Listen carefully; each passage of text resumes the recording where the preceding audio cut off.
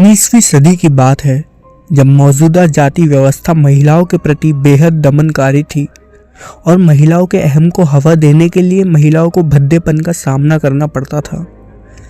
केरल के त्रावणकोर के शासनकाल में निम्न जाति नायर की महिलाओं को कमर से ऊपर बदन को कपड़े से ढकने का अधिकार नहीं था, यानी उन्हें अपना स्तन खुला ही रखना होता था।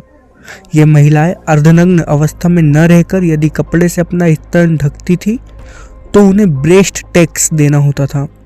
जी हाँ, ब्रेस्ट टैक्स, जिसे मूलाक्रम कहा जाता था।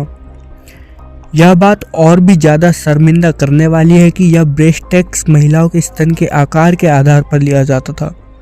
स्तन का आकार जितना बड़ा, टैक्स उतना ही अधिक होता था। वास्तव में ब्रेस्ट टैक्स निचली जाति की महिलाओं के लिए अपमानजनक था, क्योंकि इस कारण दूसरों के बीच सम्मानपूर्वक जीने के अधिकार से वे वंचित थी। ब्रेस्ट टैक्स उनकी गरिमा और गोपनीयता पर हमला था। नंगेली और उसका पति एक छोटे से तटीय गांव चेरथला में रहते थे। वे खेतिहर मजदूर के रूप में काम करते थे। नंगेली दलित थी, एझावा समुदाय से थी। उसने न केवल अपने लिए बल्कि सभी श्रमिक दलित महिलाओं के लिए आवाज उठाई। उनके विरोध ने उनके क्षेत्र में विरोध की चिंगारी जलाने में मदद की। नंगेली ने महसूस किया कि उसके समुदाय के साथ अन्याय हो रहा है। टैक्स के बोझ के कारण उनके पास दिन के अंत में खाने के लिए मुश्किल से मुट्ठी भर चावल का इंतजाम हो पाता था। आसपास की महिलाओं की स्थिति दिन प्रतिदिन दयनीय होती जा रही थी और नंगेली का अन्यायपूर्ण और अपमानजनक टैक्स के खिलाफ गुस्सा फूट पड़ा। पति से बात की और निर्णय लिया कि किसी न किसी को तो आवाज उठानी होगी। पति ने नंगेली के विरोध में साथ देने का फैसला लिया और अगले दिन ही नंगेली अपना स्तन ढकने लगी। नंगेली का यह कदम सामंतवादी समाज के पुरुषों को उनके मुंह पर करारे तमाचे जैसा था।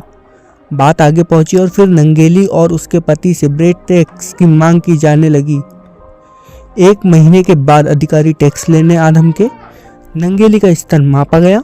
इसके बाद नंगेली घर के भीतर गई और चाकू से अपने दोनों स्तन काट के केले के पत्ते पर ले जाकर बाहर आई।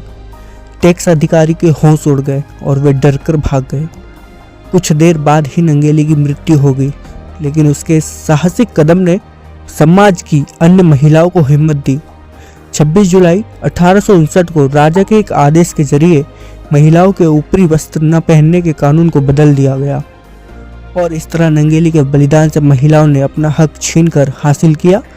अजीब सा लगता है, पर केरल जैसे प्रगतिशील माने जाने वाले राज्य में भी महिलाओं को अंगवस्त्र या ब्लाउज पहनने का हक पाने के लिए 50 साल से ज़्यादा संघर्ष करना पड़ा। नंगेली ने शोषित होने के बावजूद पारंपरिक यौन और सामाजिक मानकों का उल्लंघन किया। उसने अपने शरीर के प्रति समाज की शक्तिहीन सोच को शक्तिशाली प्रतिरोध में बदल दिया। भले ही नंगेली के शरीर को शोषित किया गया, लेकिन उसने भावनात्मक रूप से घायल होने को मंजूर नहीं किया।